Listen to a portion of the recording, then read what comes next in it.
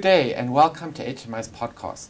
Today we have the pleasure of speaking with Professor Tom Baum from Strathclyde University in Scotland. Good afternoon, Professor Baum. Good afternoon. Lovely to have you with us. It's a pleasure to be here. Professor Baum, can you tell us a little bit about yourself? Yes, I'm in the Strathclyde Business School in the University of Strathclyde in Glasgow. Part of a team teaching hospitality and tourism programmes as well as wider business courses. Strathclyde's the oldest university provider of hospitality and tourism education in Europe, so we're very proud of our traditions. And my specialism is in the area of human resource management, but I also take a much wider view of tourism and hospitality and the way the industry is developing. So what do you enjoy most about research within the hospitality and tourism industry? Look, I think our industry is so diverse, so challenging, so ever-changing that you can learn something new almost at every moment, just at a very casual level. You pick up any newspaper anywhere in the world and you read about things which are to do with our industry. It's an industry full of curiosity, full of excitement, full of change, and I think above all it's an industry of contradictions. There are very few rules you can apply to the sector, and I think that's what makes it both frustrating but also fascinating.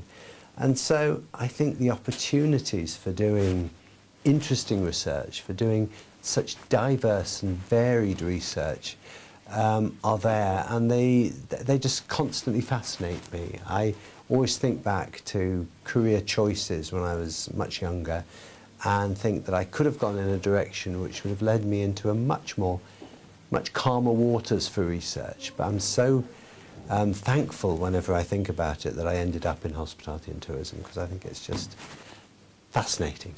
What do you think are the main challenges facing researchers today within the tourism industry? Well, I think it's to do with what I said earlier to some extent, the fact that what was true yesterday isn't true and isn't relevant today. So ensuring that our research is current, ensuring that the information we're putting out there isn't 3, 4, 5 years old, because if you think back to our world even 5 years ago, it was entirely different. Our industry was different, the challenges it faced were different.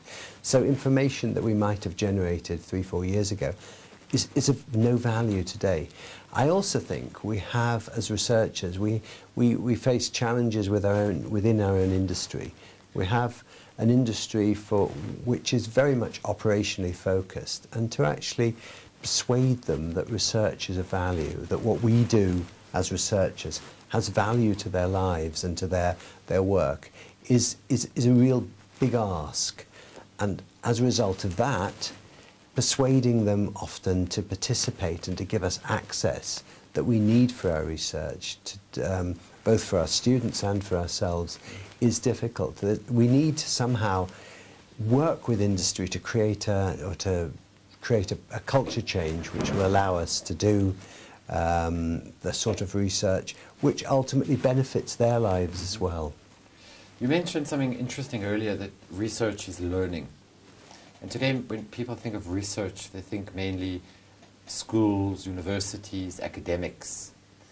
From your experience, how relevant or how important do you think research is today to management within companies, within hotels, the industry?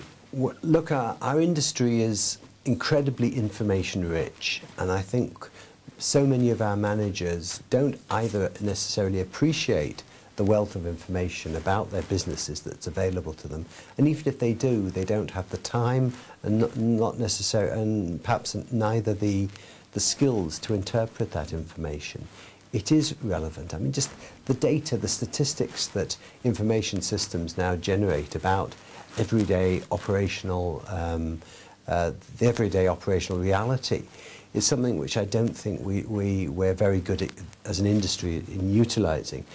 And there's also a huge amount of additional information we could be generating. So I think it's absolutely vital to keep ahead of the game, really, to use that information, to interpret it, to make sense of it, and to ensure that it then feeds back into change within our businesses. You know, I mean, because as you say, the industry changes often, it's also important that we also understanding the current trends, how the customers' needs, wants are changing. You know, as opposed today, people want healthy eating, they want IT, information technology in the rooms, and I suppose it's also important that the management also keeping up to date, you know, to provide the customers with what they want today, not what they wanted 5, 10, 20 years ago. Well, I'd go a step further than that, actually. I think understanding and responding to what customers want today is important, but we need to be planning and anticipating what the customers will want in 5, 10 years' time, and we're not very good at that. Okay, we can't predict the future. We're not in the crystal ball gazing game, but what we can do is create organisations and create a mindset which is, if you like, fit for change, and I don't think we're very good at that. We need agile, nimble organisations that can actually take advantage, can respond or anticipate customer changes as they hit us. I mean, I always think about the challenge that we in Europe, for example, face in terms of the promised huge outbound influx of Chinese visitors to us. And I look around Europe and I think we're totally unprepared for that particular market. Now, we've known about it for a number of years, and at a human resource, at an operational, at a cultural level, we've really done very, very little to prepare for it. And we've got organisations which are totally unsuited to cater for the needs of this new and highly important market. Now, I think research and understanding what the needs of these new emerging markets are for us in Europe could have made a huge difference to our preparedness, and we've basically almost lost that one. I think it's almost too late to really to get ourselves into position to cater for the market. It's interesting you mentioned that, because you know, many people say part of that research is also, and understanding the guest is also trying to stay one step ahead of the competition. Yes. You know, yeah. Sort of leading and not following what everybody else is doing. Yes, I mean, but it depends what we mean by the competition as well. And I think I'm a great believer in this sort of joint philosophy of competition and cooperation, leading to the notion of coopetition, where collectively, say, the industry in a destination, in a country, needs to work together as well as competing with each other in order to try to grow the total business. So arguably, I think we have a collective responsibility right across Europe, for example, because unless we get it right at a European-wide level, people won't come here anyway. There are parts of the world where they look at us in Europe with a degree of almost contempt at how old-fashioned we are. And I think, yes, we need to compete with each other. We need to stay ahead of of the competition, but we also need to stay ahead of other parts of the world, other destinations. So I think coopetition is a good philosophy in that sense. So does the research we do today in this field, does it make a difference to the hospitality tourism industry? I think a lot of the research that we do, unfortunately, goes unnoticed by the industry, and I think there's dual responsibility there. I think, as I said earlier, I don't think our industry has a culture of actually trying to find out and trying to utilise the research that's out there. At the same time, I'm not sure that universities, colleges and similar institutions are very good at, if you like, presenting the research and making it accessible to industry. I think there's a gap, and it's one which a number of us have tried to close in various ways, and it is a real challenge, and I suspect there's a lot more that needs to be done in this regard. Finally, so what do you think hospitality schools should be doing, as you say, to close the gap, make that information more available to the industry? Yeah, I think our investment is much longer term. Our investment is in the future managers who will perhaps be the recipients of research in the future. I'm not sure that we as schools can actually influence today's industry terribly much. But what we can do is influence tomorrow's managers.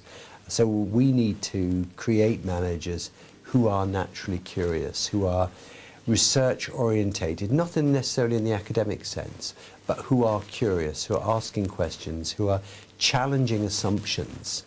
The old form of education, which I think many of us engaged in, which really went on the one orthodoxy, the one truth from the textbook, I think we need to throw that out the window. I think we need to create education environments where students are facing up to the contradictions, the diversity of answers, are asking the questions and are challenging conventional wisdom on a lot of the subjects, challenging us as teachers as well.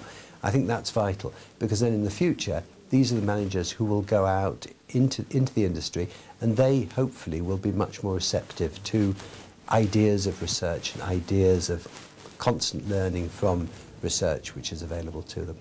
Well, thank you, Professor Baum, for that great insight into the wonderful world of research, and it's been a great pleasure chatting with you. Thank you very much. That was a pleasure. Thank you.